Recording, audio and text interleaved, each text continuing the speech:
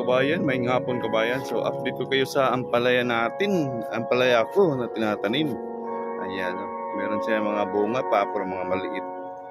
Maliit pa yun. Ito yung mga malaki yan. Meron pa din dito malaki. Yan. Meron dito malaki. Yan. Meron nakatago pa doon. Ito. Nakatago siya. Ilaglag natin. Yan. Nakatago siya. Yan. Malaki na siya. Oh. Pwede na yan. Marami sa mga bulak-blaklak. Yan. So, narinig nyo yung ingay ng simbahan, bell ng simbahan kasi malapit lang kami dito.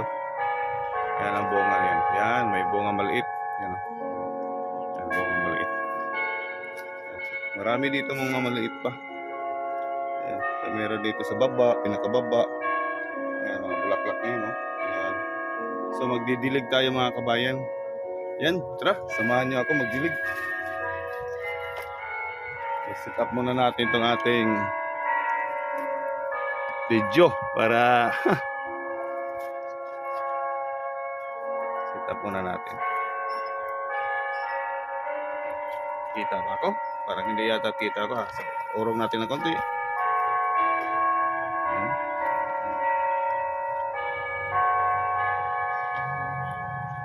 Okay, salamat kayo. Salamat sa pagpapanood. So, dilig muna tayo. Diligyan muna natin ang ating tanim.